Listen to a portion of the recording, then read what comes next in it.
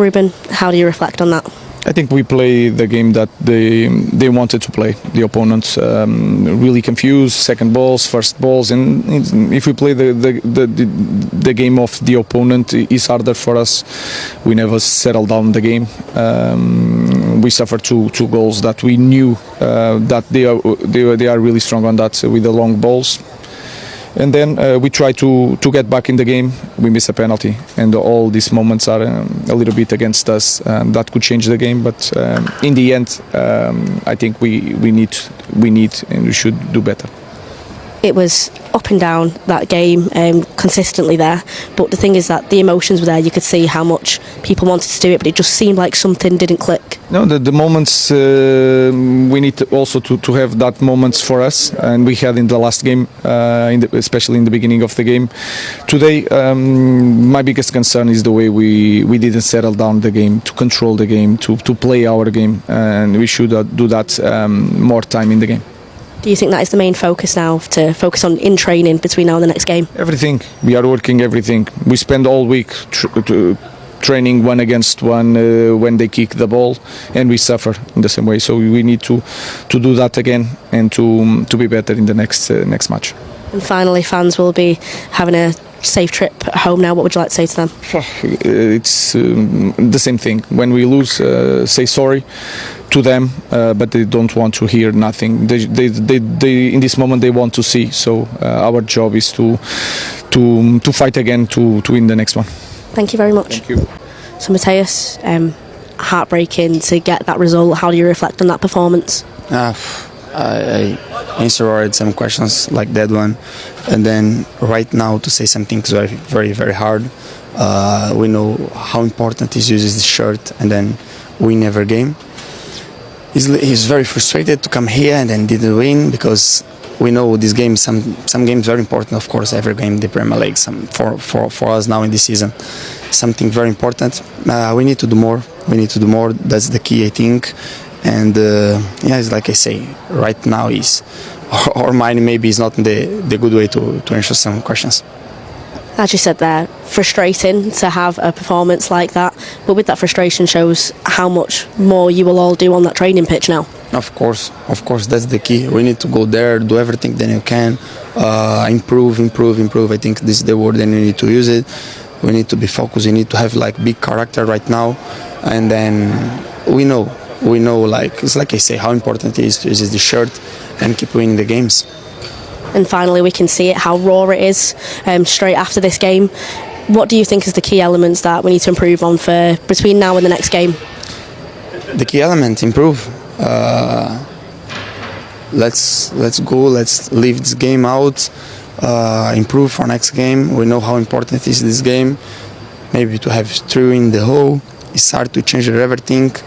But right now, this is part of the past. We need to look forward, and then, of course, we need to do everything better to keep winning this competition. Thank you very much.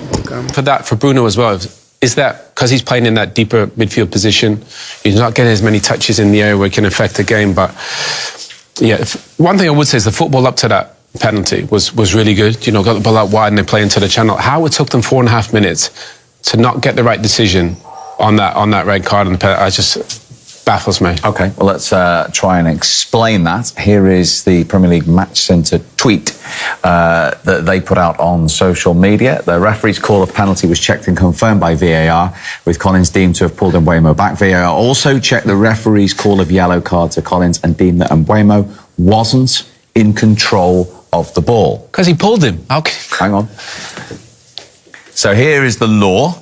Let's give all angles to the story, Owen. Where a player commits an offence against an opponent with their own penalty, or it denies an opponent an obvious goal-scoring opportunity and the referee awards a penalty kick, the offender is cautioned if the offence was an attempt to play the ball or challenge for the ball. In all other circumstances, for example, holding, the offended player must be sent off. That's the IFAB laws of the game.